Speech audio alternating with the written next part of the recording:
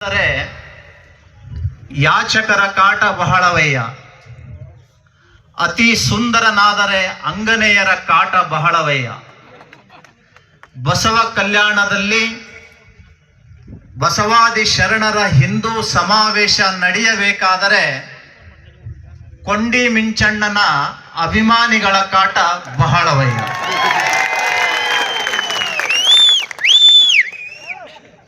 ಬಸವ ಕಲ್ಯಾಣದ ಈ ಪುಣ್ಯ ಭೂಮಿಯಲ್ಲಿ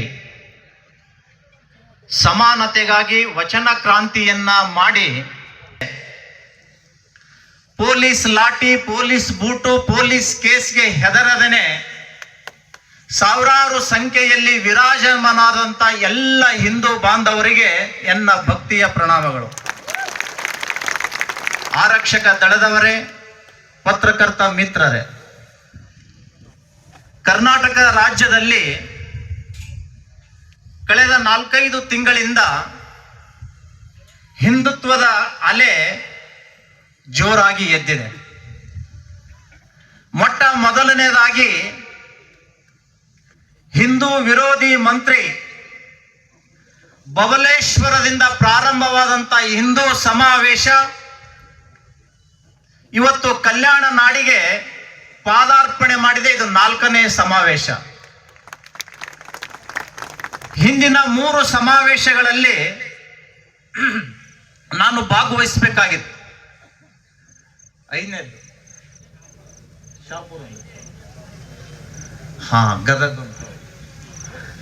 ಭಾಗವಹಿಸಬೇಕು. ಅನಿವಾರ್ಯ ಕಾರಣಗಳಿಂದ ಭಾಗವಹಿಸಕ್ಕಾಗಲಿಲ್ಲ.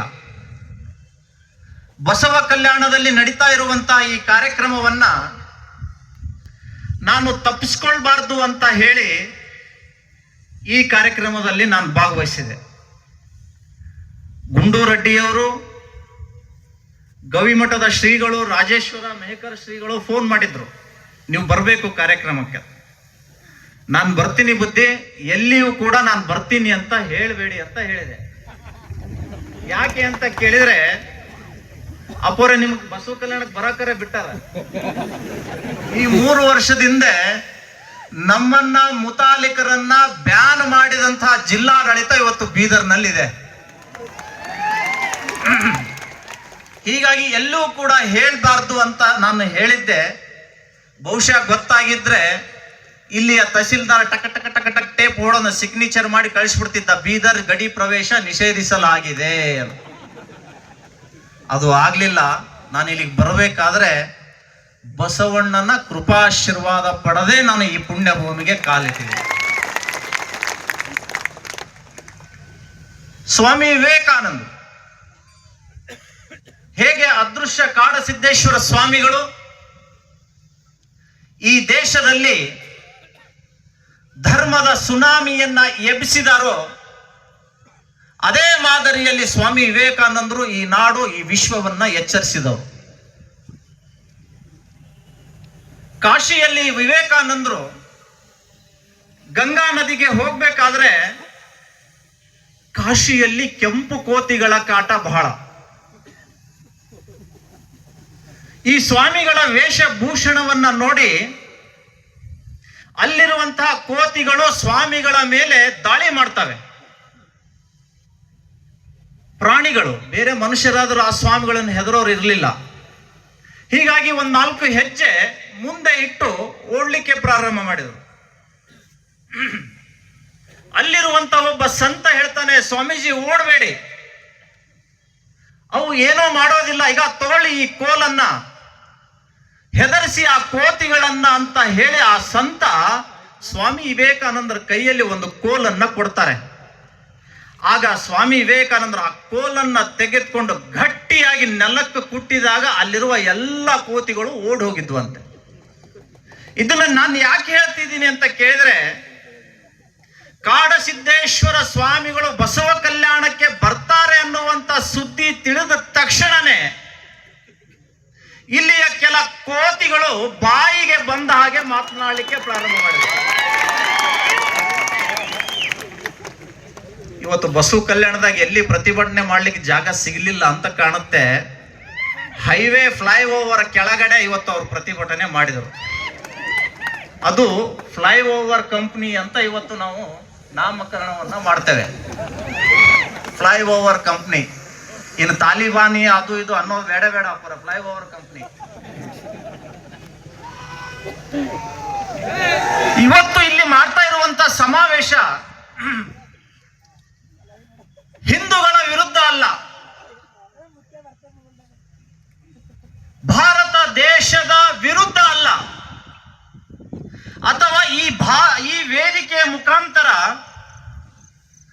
ಭಾರತ ತೇರಾ ತುಕಡ ಹೋಗ ಇನ್ಶಾ ಅಲ್ಲ ಅಂತ ಘೋಷಣೆ ಕೂಗುವುದಕ್ಕೆ ಈ ಸಮಾವೇಶವನ್ನ ನಾವು ಮಾಡ್ತಾ ಇಲ್ಲ. ಸಂಸತ್ ಮೇಲೆ ದಾಳಿ ಮಾಡಿದಂತ ಅಫ್ಜಲ್ ಗುರು ಹಮ್ ಶರ್ಮಿಂದಾ ಹೇ ತೇರೆ ಕಾತಿಲ್ ಜಿಂದಾ ಹೇ ಅಂತ ಹೇಳುವ ಘೋಷಣೆಗಳ ವೇದಿಕೆ ಇದು ಅಲ್ಲ. ಭಾರತದ ಐಕ್ಯತೆಗಾಗಿ, ಭಾರತದ ಸಾರ್ವಭೌಮತೆಗಾಗಿ ಹಿಂದೂ ನಾವೆಲ್ಲರೂ ಒಂದು ಅನ್ನುವಂತ ಸಮಾವೇಶ ಇವತ್ತು ಬಸವ ಕಲ್ಯಾಣದಲ್ಲಿ ನಡೀತಾ ಇದೆ. ಈ ಫ್ಲೈಓವರ್ ಕಂಪ್ನಿಗಳಿಗೆ, ಕಮ್ಯುನಿಸ್ಟ್ ಸಿದ್ಧಾಂತಗಳಿಗೆ ಭಾರತ ಐಕ್ಯತೆಯಿಂದ ಇರುವುದು ಅವರಿಗೆ ಇಷ್ಟ ಇಲ್ಲ. 1962ರಲ್ಲಿ ಚೀನಾ ಮತ್ತು ಭಾರತ ಯುದ್ಧ ನಡೀತಿರ್ಬೇಕಾದ್ರೆ ಈ ಕಮ್ಯುನಿಸ್ಟ್ ಕಂಪನಿ, ಫ್ಲೈಓವರ್ ಕಂಪನಿ ಭಾರತದಲ್ಲಿ ಪ್ರತಿಭಟನೆ ಮಾಡ್ತಾ ಇತ್ತು. ಅಷ್ಟೇ ಅಲ್ಲ, ಚೀನಾದ ಒಳಿತಿಗಾಗಿ ಪ್ರಾರ್ಥನೆ ಮಾಡುವುದರ ಜೊತೆಗೆ ಚೀನಾಕ್ಕಾಗಿ ಧನ ಸಂಗ್ರಹ ಮಾಡುವಂತ ಕಂಪನಿ ಇದು ಕಮ್ಯುನಿಸ್ಟ್ ಕಂಪನಿ, ಫ್ಲೈಓವರ್ ಕಂಪನಿ. ಇವರು ಅದೃಶ್ಯ ಕಾಡಸಿದ್ದೇಶ್ವರ ಸ್ವಾಮಿಗಳಿಗೆ ವಿರೋಧ ಮಾಡ್ತಾರೆ, ಹಿಂದೂ ಸಮಾವೇಶವನ್ನ ವಿರೋಧ ಮಾಡ್ತಾರೆ. ನನಗೊಂದು ಮಾತು ನೆನಪಾಗುತ್ತೆ. ಶಿವಸೇನಾ ಸಂಸ್ಥಾಪಕ ಬಾಳಾ ಸಾಹೇಬ್ ಠಾಕ್ರೆ ಅವರು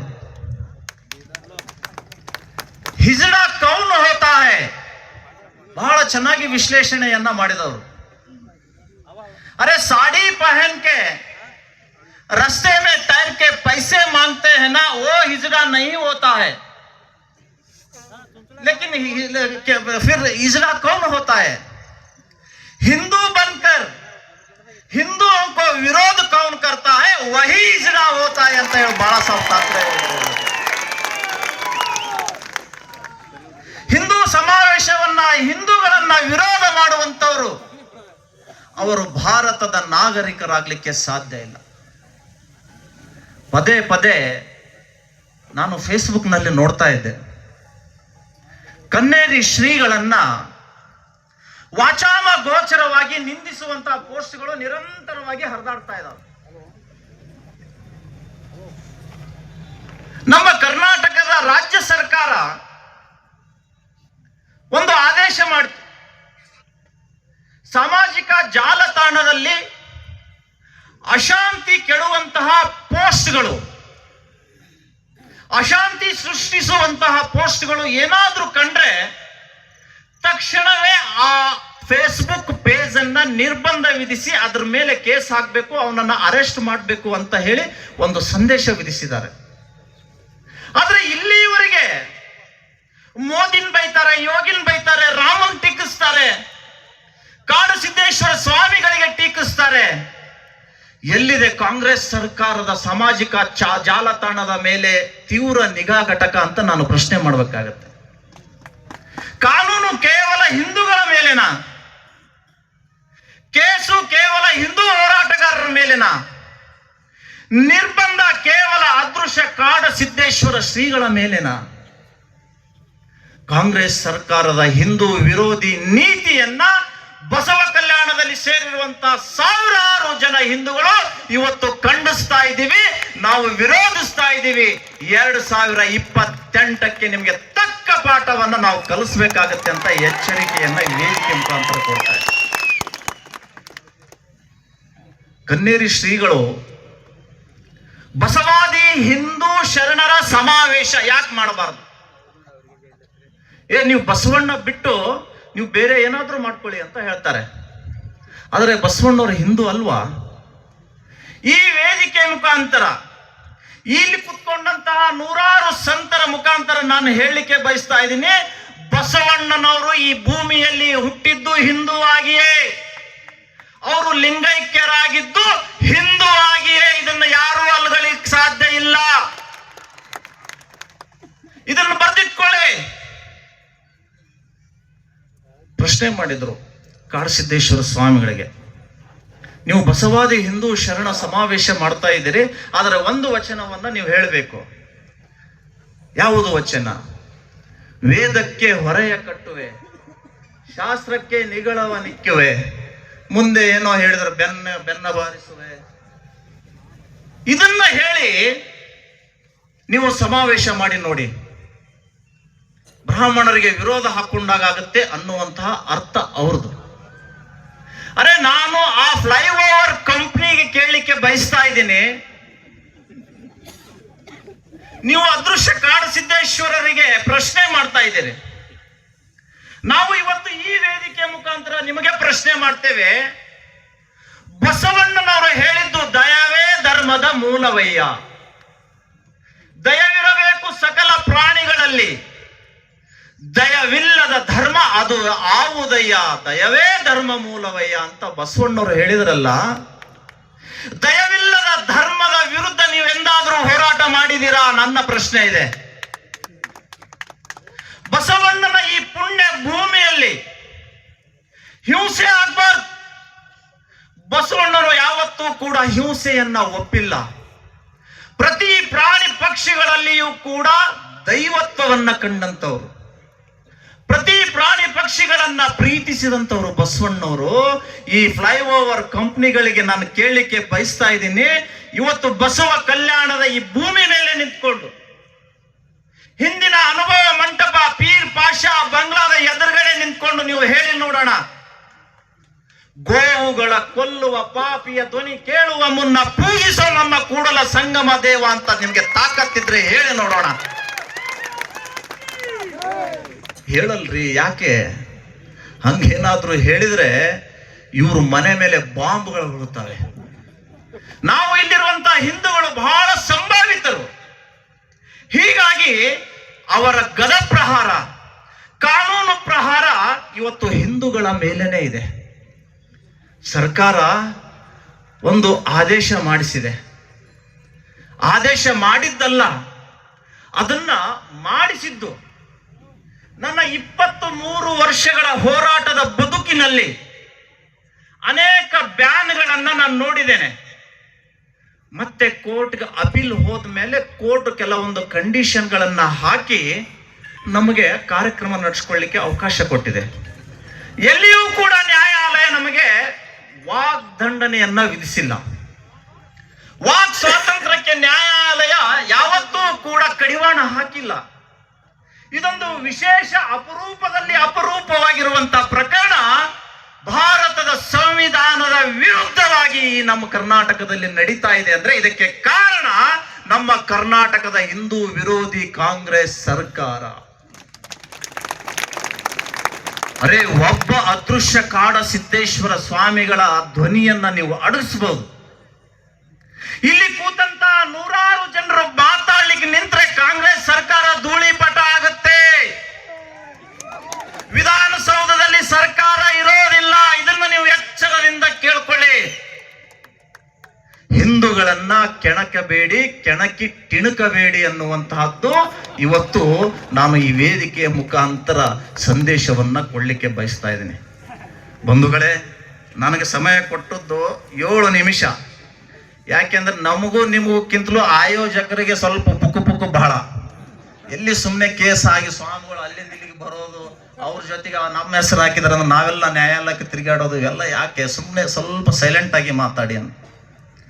ಬೀದರ್ ಇದು ಕ್ರಾಂತಿಯ ಭೂಮಿ. 1947ಕ್ಕಿಂತ ಮುಂಚೆ ಅನೇಕ ಸ್ವಾತಂತ್ರ್ಯ ಹೋರಾಟಗಾರರು ಧ್ವಜವನ್ನ ಇಟ್ಕೊಂಡು ಹೋರಾಟ ಮಾಡ್ತಿದ್ರು. ಇಲ್ಲಿಯ ರಜಾಕರ್ ಪೊಲೀಸರು ಅವರನ್ನ ಅರೆಸ್ಟ್ ಮಾಡಿ ನ್ಯಾಯಾಧೀಶರ ಎದುರುಗಡೆ ಪ್ರೊಡ್ಯೂಸ್ ಮಾಡ್ತಾರೆ. ನ್ಯಾಯಾಧೀಶರು ಕೇಳಿದ್ರಂತೆ, ಈ ಕೈಯೊಳಗಿರೋದು ಏನು ಅಂತ, ಹಾತ್ ಮೇ ಕ್ಯಾ ಹೈ? ಆಗ ಆ ಸ್ವತಂತ್ರ ಹೋರಾಟಗಾರರು ಹೇಳಿದ್ರಂತೆ, ಸರ್ ಯೇ ಸೀದಾ ಕಿಯಾ ತೋ झंडा होता है, अगर उल्टा किए तो निजाम के औलादों को मारने के लिए दंडा होता है. ಇಂತಹ ಕ್ರಾಂತಿಯ ಭೂಮಿಯಲ್ಲಿ ಸ್ವಾತಂತ್ರ್ಯ ಹೋರಾಟಗಾರರು ಭಾರತದ ಸ್ವಾತಂತ್ರ್ಯಕ್ಕಾಗಿ, ಕಲ್ಯಾಣ ಕರ್ನಾಟಕದ ಮುಕ್ತಿಗಾಗಿ ಹೋರಾಟ ಮಾಡಿದಂತ ಇದು ಪುಣ್ಯ ಭೂಮಿ. ಸಮಾನತೆಗಾಗಿ ಮೇಲು ಕೀಳು ಎನ್ನದೇ ಹೋರಾಟ ಮಾಡಿದಂತ ಬಸವಣ್ಣನ ಭೂಮಿಯಲ್ಲಿ ಹುಟ್ಟಿದಂತ ನಮಗೆ 2 ಗುಂಡಿಗೆ ಇದೆ.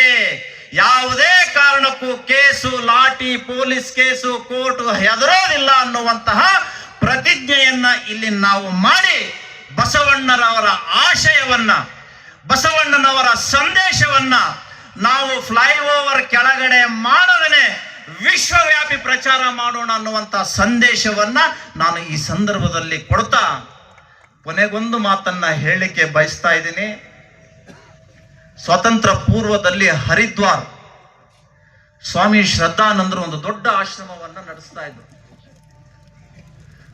ಹೇಗೆ ಕನ್ನೇರಿ ಶ್ರೀಗಳು ತಮ್ಮ ಮಠದಲ್ಲಿ ಸಾವಿರಾರು ಯುವಕರನ್ನ ಪುಕ್ಕಟೆಯಾಗಿ ವಿದ್ಯೆಯನ್ನ ಕೊಟ್ಟು ದಾಸೋಹ ಜ್ಞಾನವನ್ನು ಕೊಟ್ಟು ಬೆಳೆಸ್ತಾ ಇದ್ದಾರೋ, ಅದೇ ಮಾದರಿಯಲ್ಲಿ ಸ್ವಾಮಿ ಶ್ರದ್ಧಾನಂದರು ಆಶ್ರಮ ನಡೆಸ್ತಾ ಇದ್ರು. ಅವರಲ್ಲಿ ದೇಶಭಕ್ತಿಯನ್ನ ತುಂಬ್ತಾ ಇದ್ರು. ಬ್ರಿಟಿಷ್ ಸರ್ಕಾರಕ್ಕೆ ಗೊತ್ತಾಯ್ತು. ಬ್ರಿಟಿಷ್ ಸರ್ಕಾರದ ಒಬ್ಬ ಅಧಿಕಾರಿ ಆ ಆಶ್ರಮವನ್ನ ಪ್ರವೇಶ ಮಾಡ್ತಾನೆ. ಮಾಡಿ, ನಾನು ನಿಮ್ಮ ಆಶ್ರಮವನ್ನ ತಪಾಸಣೆ ಮಾಡಬೇಕಾಗಿದೆ, ಧಾರಾಳವಾಗಿ ತಪಾಸಣೆ ಮಾಡಿ. ಇಡೀ ಆಶ್ರಮವನ್ನ ಆ ಬ್ರಿಟಿಷ್ ಅಧಿಕಾರಿ ತಪಾಸಣೆ ಮಾಡಿ ಹೊರಗಡೆ ಹೋಗ್ಬೇಕಾದ್ರೆ ಸ್ವಾಮಿಗಳು ಕೂತ್ಕೊಂಡಿದ್ರು. ದಯವಿಟ್ಟು ಕ್ಷಮಿಸಿ, ನಿಮ್ಮ ಆಶ್ರಮದಲ್ಲಿ ಬಾಂಬ್ಗಳು ತಯಾರಾಗ್ತಾ ಇದ್ದೇವೆ ಅಂತ ಮಾಹಿತಿ ಬಂತು, ಹೀಗಾಗಿ ನಾನು ತಪಾಸಣೆ ಮಾಡಿದೆ. ಆಗ ಸ್ವಾಮಿಗಳು ಆ ಬ್ರಿಟಿಷ್ ಅಧಿಕಾರಿಯನ್ನ ಹೊರಗಡೆ ಬಿಡ್ಲಿಲ್ಲಂತೆ. ತಮ್ಮ ಪಕ್ಕದಲ್ಲಿ ಒಂದು ಕುರ್ಚಿಯನ್ನ ಹಾಕಿ ಕೂಡಿಸಿ ತಮ್ಮ ಆಶ್ರಮದಲ್ಲಿರುವಂತ ಎಲ್ಲ ಸಂತ ವಿದ್ಯಾರ್ಥಿಗಳನ್ನ ಎದುರುಗಡೆ ತಂದು ನಿಲ್ಲಿಸಿ ಹೇಳಿದ್ರಂತೆ, ನೀವು ಬ್ರಿಟಿಷರು ನಮ್ಮ ದೇಶದ ಮೇಲೆ ದಬ್ಬಾಳಿಕೆ ಮಾಡ್ತಾ ಇದ್ದೀರಿ. ನಿಮ್ಮನ್ನ ಈ ದೇಶ ಬಿಟ್ಟು ಓಡಿಸುವುದಕ್ಕಾಗಿ ಜೀವ ಇಲ್ಲದ ಬಾಂಬ್ಗಳನ್ನ ನಾವು ಇಲ್ಲಿ ತಯಾರು ಮಾಡ್ತಾ ಇಲ್ಲ. ಇಲ್ಲಿರುವಂತಹ ಎಲ್ಲ ವಿದ್ಯಾರ್ಥಿಗಳು, ಸನ್ಯಾಸಿಗಳು ನಿಮ್ಮ ವಿರುದ್ಧ ಹೋರಾಟ ಮಾಡಲಿಕ್ಕೆ ಪ್ರತಿಯೊಬ್ಬನು ಕೂಡ ಜೀವಂತ ಬಾಂಬ್ಗಳು ಇದ್ದ ಹಾಗೆ ಅಂತ ಸಂದೇಶ ಸ್ವಾಮಿ ಶ್ರದ್ಧಾನಂದರು ಕೊಟ್ಟರು. ಅದೇ ಮಾದರಿಯಲ್ಲಿ ಕನ್ನೇರಿ ಶ್ರೀಗಳು ಇವತ್ತು ಸಾವಿರಾರು ಯುವ ಸನ್ಯಾಸಿಗಳನ್ನ ತಯಾರು ಮಾಡಿ ದೇಶಕ್ಕಾಗಿ, ಭಾರತವನ್ನ ವಿಶ್ವಜಯದಲ್ಲಿ ಜಗದ್ಗುರು ರಾಷ್ಟ್ರವನ್ನ ಮಾಡಲಿಕ್ಕಾಗಿ ವಿದ್ಯಾರ್ಜನೆಯನ್ನ, ಯುದ್ಧ ಕಲೆಗಳನ್ನ ನೀಡುತ್ತಾ ಭಾರತವನ್ನ ಸುಂದರ ರಾಷ್ಟ್ರವನ್ನಾಗಿ ಮಾಡಲಿಕ್ಕೆ ಅವರು ಹೊರಟಿದ್ದಾರೆ. ಅವರ ನಿರ್ಬಂಧ, ಅವರಿಗೆ ನಿಬಂಧನೆ ಇವತ್ತು ಖಂಡಿತ ಸಾಧು ಅಲ್ಲ. ನೀವೇನಾದ್ರೂ ಬಾಯಿ ಮುಚ್ಚೋದಾದ್ರೆ ಸಂತರ ಬಾಯಿ ಮುಚ್ಚಬೇಡಿ. ನೀವೇನಾದ್ರೂ ಬಾಯಿ ಮುಚ್ಚೋದಾದ್ರೆ ಶರಣರ ಬಾಯಿಗಳನ್ನ ಮುಚ್ಚಿಸಬೇಡಿ. ನೀವೇನಾದ್ರೂ ಬಾಯಿ ಮುಚ್ಚಿಸಿ ಕರ್ನಾಟಕದಲ್ಲಿ ಶಾಂತಿ ಕಾಪಾಡೋದಾದರೆ ಈ ರಾಜ್ಯದ ಗೃಹ ಮಂತ್ರಿಯ ಬಾಯಿಯನ್ನ ಮುಚ್ಚಿದರೆ ಮಾತ್ರ ಕರ್ನಾಟಕ ಶಾಂತಿಯಿಂದಿರ್ಲಿಕ್ಕೆ ಸಾಧ್ಯ ಇದೆ. ಸ್ವಾಮಿ ವಿವೇಕಾನಂದರು ಒಂದು ಮಾತು ಹೇಳಿದರು, I want to blow life into the dead bones of this country. ಸತ್ತಂತಿರುವ ಭಾರತದ ನಾಗರಿಕ ನರನಾಡಿಗಳಲ್ಲಿ ರಕ್ತ ಸಂಚಾರವಾಗಿಸುವುದೇ ನನ್ನ ಗುರಿ ಅಂತ ಏನು ಸ್ವಾಮಿ ವಿವೇಕಾನಂದರು ಹೇಳಿದ್ರು, ಅದೇ ಮಾದರಿಯಲ್ಲಿ ಅದೃಶ್ಯ ಕಾಡ ಸಿದ್ದೇಶ್ವರ ಶ್ರೀಗಳು ಭಾರತದ ಎಲ್ಲ ಯುವ ಜನತೆಯನ್ನ ಜಾಗೃತ ಮಾಡುವಲ್ಲಿ ನಿರಂತರವಾಗಿ ಕೆಲಸ ಮಾಡ್ತಾ ಇದ್ದಾರೆ. ಅದೃಶ್ಯ ಕಾಡ ಸಿದ್ದೇಶ್ವರ ಸ್ವಾಮಿಗಳ ಜೊತೆ ಅವರು ಒಬ್ಬರೇ ಅಲ್ಲ, ಭಾರತದ ಎಲ್ಲ ಸಂತರು ಅವ್ರ ಜೊತೆಗೆ ಇದೀವಿ. ಯಾವುದೇ ಕಾರಣಕ್ಕೂ ಕೂಡ ಎದೆಗುಂದಬೇಡಿ. ನಿರಂತರವಾಗಿ ನಿಮ್ ಜೊತೆಗೆ ಸಮರ್ಥ ರಾಮದಾಸರ ರೀತಿ ನೀವು ಮುಂದೆ ಹೆಜ್ಜೆ ಇಡಿ. ಛತ್ರಪತಿ ಶಿವಾಜಿ ಮಹಾರಾಜರ ರೀತಿಯಲ್ಲಿ ನಾವು ಹೋರಾಡಲಿಕ್ಕೆ ಸಿದ್ಧರಿದ್ದೀವಿ ಅಂತ ಹೇಳ್ತಾ ನನ್ನ 4 ಮಾತುಗಳನ್ನ ಮುಗಿಸ್ತಾ ಇದ್ದೀನಿ. ಭಾರತ್ ಮಾತಾ ಕಿ ವಂದೇ ವಂದೇ. ಇಲ್ಲಿ ಫ್ಲೈಓವರ್ ಕಂಪ್ನಿಗೆ ಕೇಳಲ್ಲ, ನೀವು ಘೋಷಣೆಗೆ ಹೋಗಿದ್ದು ಜೋರ್ ಕೂಗ್ರಿ. ಭಾರತ್ ಮಾತಾ ಕಿ, ಭಾರತ್ ಮಾತಾ ಕಿ, ಶರಣ ಬಸವೇಶ್ವರ ಕಿ ಜೈ ಶ್ರೀರಾಮ್, ಜೈ ಜೈ ಶ್ರೀರಾಮ್. ವಂದೇ ವಂದೇ ವಂದೇ. ಹಾಯ್ ಧನ್ಯವಾದ.